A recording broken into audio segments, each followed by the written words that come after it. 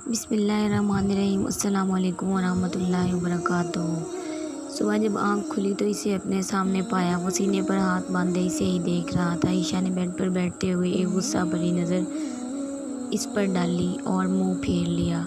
یہ لو دوائی کھا لو، ساحر نے اسے بے حد سرد لہجے میں مخاطب کیا۔ عائشہ نے اس کی جانب دیکھا اور اطمینان سے گولیاں اس کے ہاتھ سے لے لیں اور اگلے ہی لمحے زور سے اس کے چہرے پر اچھال دی۔ ساحر کو اس کے اس رد عمل کی پوری امید تھی، اس لیے نہ وہ حیران ہوا نہ غصہ۔ لگتا ہے کل کی رات بھول گئی ہو تم، وہ طنز کرتے ہوئے بولا۔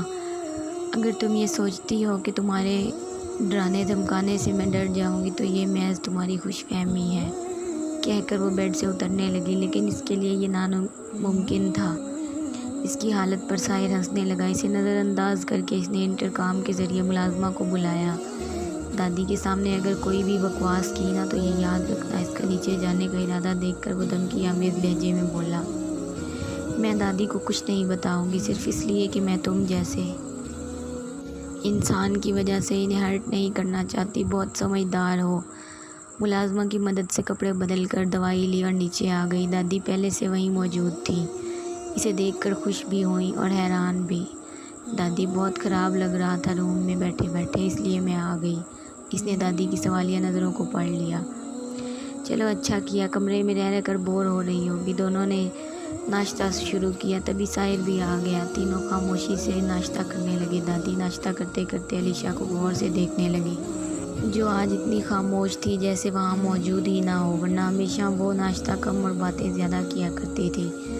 انہیں اس وقت وہ کوئی اور لگی، مرجھایا ہوا چہرہ، تھکی تھکی آنکھیں، خاموش سی فوک سے پلیٹ میں چھوٹے چھوٹے دائرے بناتی۔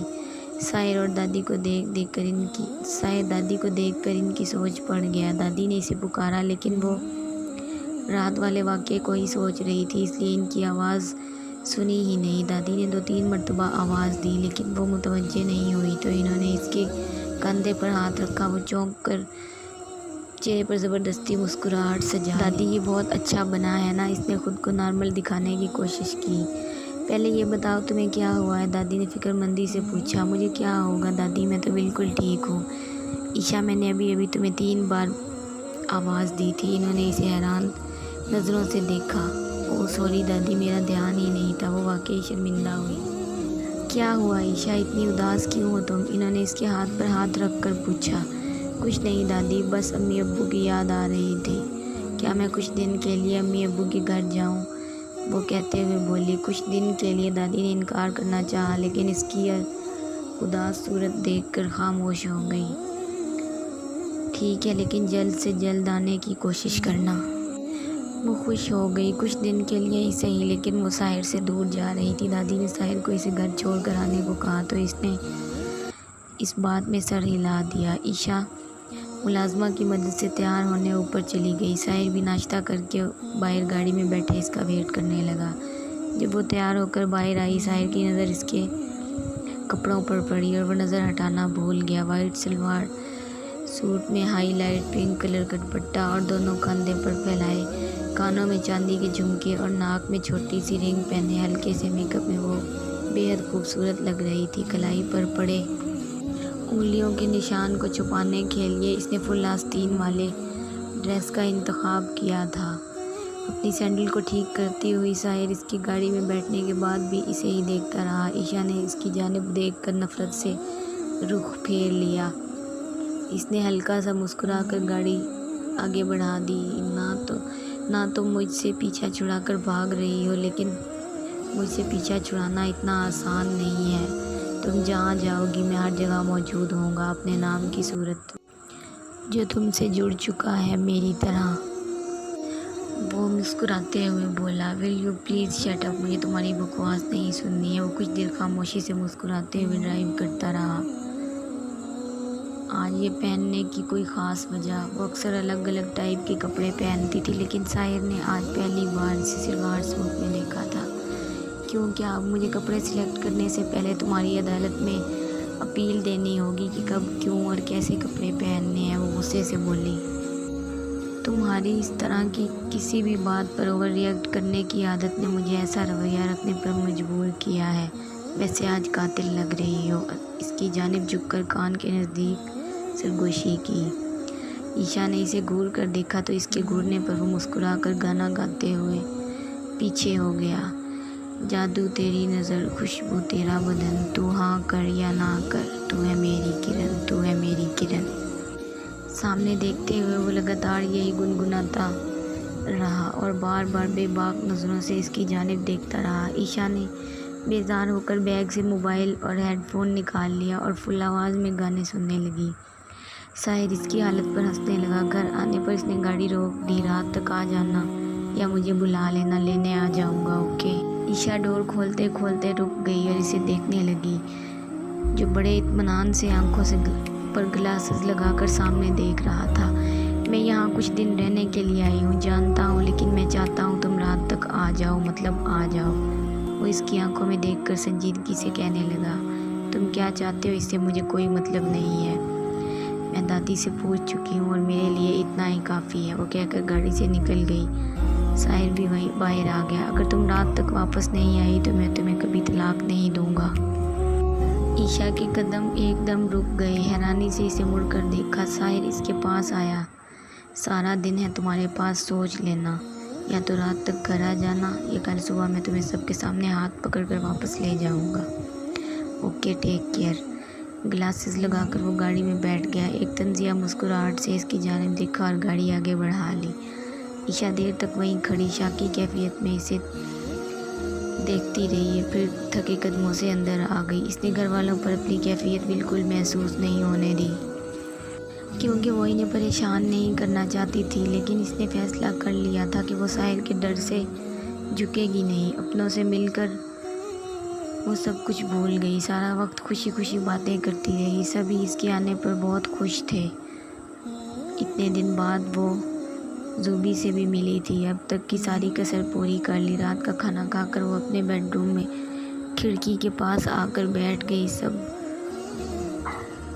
तब सुबह का सारा मंजर इसकी आंखों के सामने घूमने लगा। वो क्या समझता है मैं इससे डर कर इसकी हर बात मान लूँगी, देखती हूँ क्या करता है। अब तक बहुत बर्दाश्त कर लिया इसकी हरकतों को, लेकिन अब नहीं। या अल्लाह, मेरे साथ ऐसा क्यों हो रहा है। मैंने तो सबकी खुशी चाहिए थी, अपनी किस्मत के फ़ैसले को खुशी खुशी कबूल किया था। अब आपकी रज़ा जानकर तो फिर ये सब क्यों, मेरी कुछ समझ में नहीं आ रहा, क्या करूं। पहले भी मुझे आप पर पूरा भरोसा था और अब भी है। या अल्लाह मेरी मदद करें। मैं जो भी करूं इसमें आपकी रज़ा हो, क्योंकि आपकी रज़ा में ही मेरी बेहतरी है। या अल्लाह मुझे हिम्मत देना कि मैं हर हालात का सामना कर सकूं।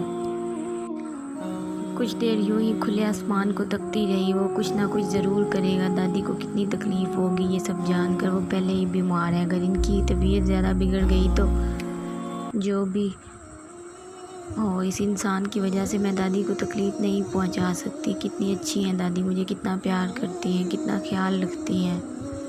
इन्हें मेरा, अगर मेरी वजह से इन्हें कुछ हो गया तो नहीं, मुझे इस वक्त वापस चले जाना चाहिए, वरना इसे बहाना मिल जाएगा। और अगर सच में इसने मुझे तलाक देने से इनकार कर दिया तो नहीं, मैं सारी ज़िंदगी खुद के साथ इसका नाम भी बर्दाश्त नहीं कर सकती। अभी चली जाती हूँ, वरना सबके सामने तमाशा करेगा, सब परेशान हो जाएंगे। अम्मी अब्बू की कितनी बेइज्जती होगी। नहीं, मैं ऐसा नहीं होने दूँगी। मेरी वजह से मेरे अपनों को तकलीफ़ नहीं होनी चाहिए। इसने घड़ी पर नज़र डाली जो रात के 11:15 बजा रही थी। फ़ौरन बाहर आकर इधर उधर नज़रें दौड़ाई। रेहान और फ़ायज़ा अब भी ड्राइंग रूम में बैठे टीवी देख रहे थे। भाईजान, मुझे घर छोड़ दीजिए। रेहान ने इसे हैरत से देखा और उठकर पास आया, और फ़ायज़ा भी। क्या हुआ इशू? कुछ नहीं भाईजान, दादी की तबीयत ठीक नहीं है, इन्हें मेरी ज़रूरत पड़ सकती है, इसलिए मुझे वापस चले जाना चाहिए। मैं बाद में आ जाऊंगी। इशू, बहुत देर हो गई है, इस वक्त जाना सही नहीं है, सुबह होते ही चली जाना। फ़ायज़ा ने इसे रोकना चाहा। नहीं भाभी, मुझे रात फ़िक्र होती रहेगी, इससे अच्छा है अभी ही चली जाऊं। इसका पक्का इरादा देखकर दोनों ने मज़ीद कुछ नहीं कहा और वो रेहान के हमरा घर आ गई। रेहान इसे बाहर ही उतार कर चला गया और इसने भी इसे अंदर आने का नहीं पूछा कि कहीं साहिर इसके सामने ही कुछ ना कह दे। अंदर आते ही इसकी नज़र साहिर पर पड़ी, जो बड़ी शान से पूरे किस्तून से टेक लगाए हाथ सीने पर बांधे मुस्कुराते हुए इसे ही देख रहा था। ईशा के देखने पर दोनों हाथ अपनी ब्लैक ट्राउज़र की जेब में डालते हुए इसके करीब आया। مجھے پتا تھا تم ضرور آؤ گی۔ مسکراہٹ مزید گہری ہو گئی۔ میں یہاں صرف دادی کے لیے آئی ہوں کیونکہ میں تم جیسے انسان کی وجہ سے انہیں تکلیف نہیں پہنچا سکتی۔ چلو یہی صحیح، آج دادی کے لیے آئی ہو، کل کو میرے لیے بھی آ جاؤ گی۔ بڑے افسوس کے ساتھ کہنا پڑ رہا ہے کہ تمہارا یہ خواب کبھی پورا نہیں ہوگا۔ تم جیسے انسان کی بات ماننے سے میں مرنا پسند کروں گی۔ ہٹو میرے راستے سے۔ اس پر ایک نفرت بھری نظر ڈال کر وہ سائیڈ سے نکل کر اندر آ گئی۔ ساحر نے ایک گہری سانس لی، اسے دور جاتے دیکھتا رہا۔ وہ واپس تو یہ سوچ کر آئی تھی کہ اس انسان کا ڈٹ کر مقابلہ کرے گی، لیکن اس کی نوبت ہی نہیں آئی۔ اگلے ہی دن وہ کسی کام سے کہیں باہر چلا گیا۔ اسے دادی کی باتوں سے پتہ چلا کہ وہ کچھ دنوں کے لیے لندن گیا ہے۔ عائشہ کو لگا وہ خوشی کے مارے پاگل ہو جائے گی۔ وہ اپنی پہلی زندگی میں واپس آ گئی تھی، وہی ہنسی مذاق، وہی بے فکری، سب کچھ جو وہ چاہتی تھی۔ ہر دن وہ یہی دعا کیا کرتی تھی، ساحر اس کی زندگی سے ہمیشہ کے لیے نکل جائے اور اس کی ساری زندگی اس طرح سکون سے گزرے۔ تو وہ دوسری طرف وہ ہر لمحہ اس کی کمی محسوس کر رہا تھا۔ دشمنی ہی صحیح پر وہ نظر کے سامنے تو ہوتی تھی، جس کی ایک جھلک اس کی ساری بے چینی کو ختم کرنے کے لیے کافی تھی۔ اس کا لندن آنا ضروری نہیں تھا، لیکن وہ عائشہ کی خاطر اس سے دور آیا تھا۔ اس نے عائشہ کو ناشتے پر جب بہت اداس دیکھا تو اسے اپنے آپ پر بہت غصہ آیا کہ اس کی وجہ سے عائشہ اتنی پریشان ہے اور اپنے امی ابو کے گھر جانے پر مجبور ہو گئی ہے۔